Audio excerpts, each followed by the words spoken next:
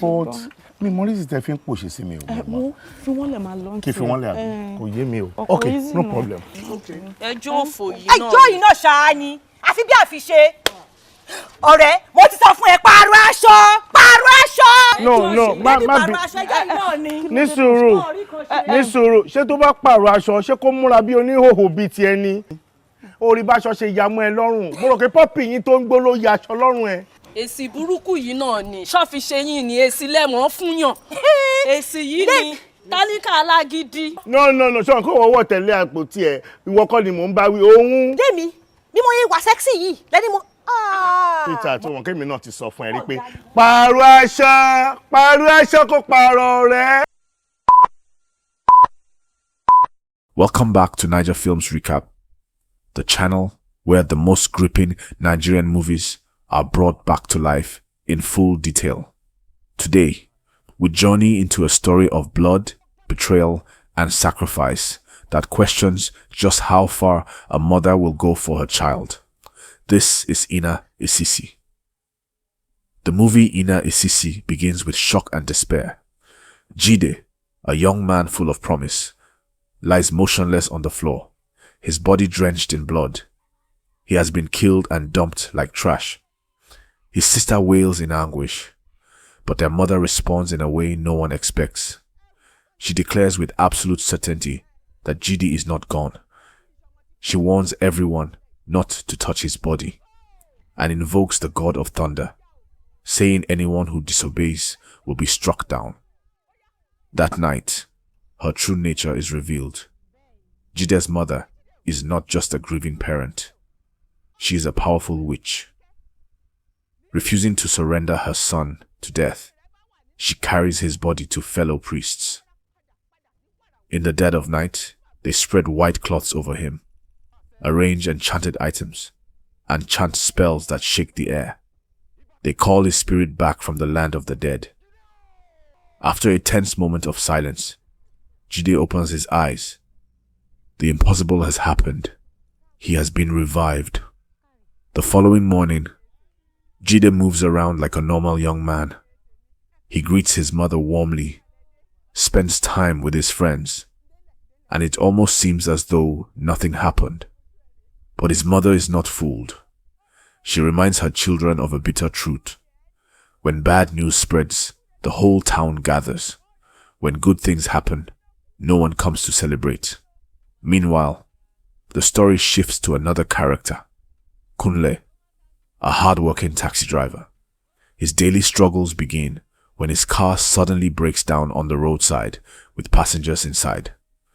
Frustrated, the passengers argue with him until he gets the car towed to a mechanic. The mechanic delivers more bad news. The repair will cost 10,500 naira. Kunle doesn't have that kind of money. He calls the vehicle owner, hoping for help, but instead the man scolds him and hangs up. At the same time, Kunle's personal life is collapsing. His fiancée, Jumoke, has grown tired of his poverty. She pressures him constantly for money, and when he can't provide, she lashes out. In one scene, Kunle brings her bread, a small gesture of care, but she ridicules him mercilessly. She calls him a useless pauper, says he has no shame, mocks him for having 2 left legs, and tells him to go feed the bread to his parents instead. The humiliation is brutal. Broken, Kunle turns to his friend, the mechanic, who consoles him. The friend tells him the truth. Jumoke doesn't respect him anymore because of his struggles. But life isn't over. He urges Kunle to focus on his hustle, make money, and forget her. There are better women out there, he says. Don't destroy yourself for someone who doesn't see your worth. Kunle reluctantly accepts this advice and returns to his taxi work. But Jumoke has already moved on.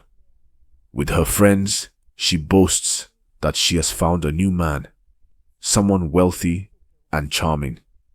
When Kunle shows up hoping to salvage their relationship, she cuts him down completely. She tells him that with his taxi, he could never afford her lifestyle. She rejects his love, rebukes his poverty, and proudly announces that God has given her a benefactor. Kunle leaves in silence while her friends laugh at him. Back in Jide's world, darker forces are at play. A group of cultists gather, arguing about survival and loyalty. Their leader insists that only the smartest and most ruthless can remain alive. The conversation reveals their target, Jide. Coincidentally, two of these cultists approach Jomiloju's new husband, Gobemi, who turns out to be a former cultist himself. They tell him the boss wants a job done. He tries to resist, claiming he's out of the game, but they pressure him. Either he kills Jide, or the cult will replace him with Jide himself. Left with no choice, he agrees. He and another cultist ambush Jide on the road. They shoot him twice, slash him with a cutlass, but nothing works. Jide stands tall, taunting them, claiming no weapon can harm him.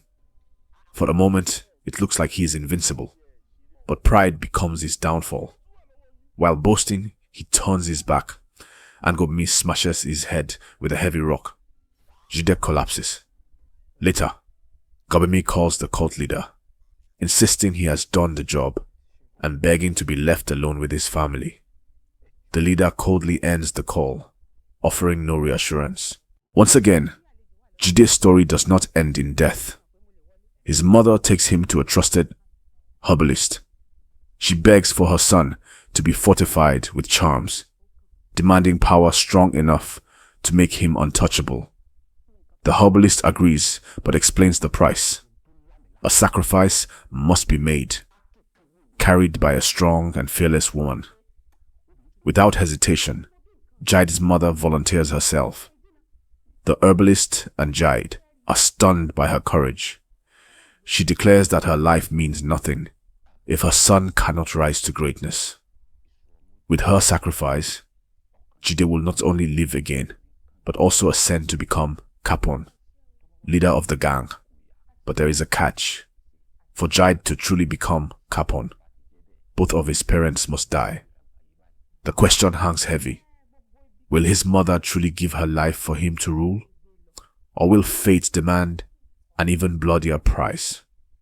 Later that night, Jide's mother sets out once again, with a calabash of sacrifice balanced in her frail arms. She walks slowly under the weight of both the offering and her sorrow. The night is silent, broken only by her heavy breathing and the rustle of leaves as she makes her way to the sacred ground. At the drop-off point, she begins to pray bitterly, her voice cracking with each word. She declares that, from this moment, her son shall be like stone, unshakable, indestructible. Anyone who dares to challenge him will be the one to break against him. Her words echo with power, but power always demands a price. As soon as she sets the sacrifice down, she clutches her chest in pain, gasping, as if the ritual has ripped something vital from within her. The gods have taken their portion. By the time she returns home, her strength has drained to almost nothing. The next morning paints a grim picture. Jide's mother struggles to sit upright, her breathing shallow, her skin pale. She directs her children to prepare herbal concoctions, every word costing her effort. Jide, filled with panic, suggests taking her to the hospital, but she rejects the idea with fierce defiance. No injection must ever pierce my body, she insists. She has chosen her path, bound to the traditional remedies of her faith. When Jide realizes she truly sacrificed her own life force for him, tears spill freely down his face. Gratitude and horror wrestle within him. His mother, weak but unyielding, comforts him, promising that whatever he desires in life, she will always make possible, even if it takes her last breath. Meanwhile, Kunle faces his own downfall. He visits the man who usually lends him a taxi to drive. But this time, the door is closed. Tired of endless trouble, arrests, faults, and bad luck, the man tells Kunle he will never hand him the keys again. Kunle begs desperately, but the man turns his back, leaving him stranded and humiliated.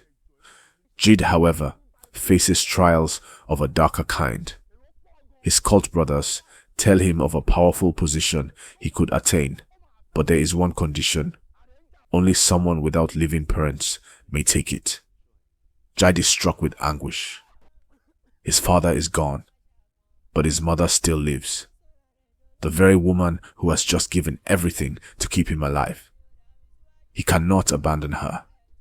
Yet his mother, after listening to him, makes the choice for him. With a faint smile and trembling hands, she strips herself of charms and talismans, symbols of her power and protection. "You have attained the position," she tells him. Then, in one devastating moment, she collapses and dies, sacrificing her life so Jide may rise. Jide falls to his knees, broken, torn between the weight of his new glory and the loss of the woman who gave him everything. While Jide's life shifts toward power and destruction, Jomiloju spirals in another direction. Lonely and sorrowful, she encounters Kolade, a stranger whose kind words and persistence draw her into giving him her number. But at home, her husband Gbemi grows worse. He spends nights drinking, smoking, and clubbing. When Jomiloju protests, he mocks her, dismissing her pleas as nagging. His mother also chastises him, but he shrugs her off. The marriage rots from within, while Jomiloju longs for peace. Back in Jide's world, betrayal is never far. A trusted cult brother, Pascal, reveals that the condition about having no parents was never real. It was invented to manipulate Jide into killing his mother because he foolishly revealed that she was the source of his power. Consumed by rage, Jide vows vengeance. Seeking to fortify himself further, he turns to the herbalist. The ritual strengthens him beyond measure, but it comes with a curse. His taboo is ashes. If he ever eats ashes, his power will collapse. But ashes are also his remedy, the key to resurrecting him should he fall. Jide laughs in arrogance, even revealing this secret aloud, blind to the danger of his own recklessness. Meanwhile, Jomiloju's sister intercepts calls from Kolade, who asks that his in-laws treat Jomiloju with kindness, but Gbemi refuses to change. Eventually, his path collides fatally with Jide's. In one chilling encounter, Jide and his men corner him. Gbemi barely has time to register his fare before Jide raises a gun and shoots him dead, leaving his lifeless body behind. In another corner of the story, Kunle, Jomiloju's ex-fiancée, finally receives a breakthrough. One act of kindness, helping a stranger with car trouble, leads to unexpected reward. The man he helps offers him a job. Within months, Kunle's life transforms. He now drives sleek cars, wears fine clothes, and owns houses in a gated estate. When fate reunites him with Jomiloju, she is overwhelmed. Once her friends mocked Kunle as a worthless taxi driver, and she believed them, casting him aside. Now she sees the truth. He has flourished while her own life has collapsed under regret and wrong choices. Her lament is bitter as she admits she allowed her friends to destroy her future. The noose tightens around Jide. His new lover, who has been quietly watching him, reveals herself as an undercover police officer. For 6 months, she has been gathering evidence, and now she exposes him as an assassin, a criminal tied to countless deaths. At the same time, Pascal, his cult brother, betrays him to rivals, plotting his downfall from within. Jide, once feared, is surrounded by enemies on all sides. His pride blinds him to caution. The story closes in chaos. Jide, the boy resurrected by his mother's sacrifice, becomes a legend of terror, but also a man marked for destruction. The price of power, the betrayal of trust, the death of his mother, and the curse of ashes hang over him like a shadow that will never fade. Jomiloju, broken by regret, bears the scars of choices she cannot undo. Kunle stands as a living reminder of resilience. Rising from mockery to success, the lessons are bitter but clear.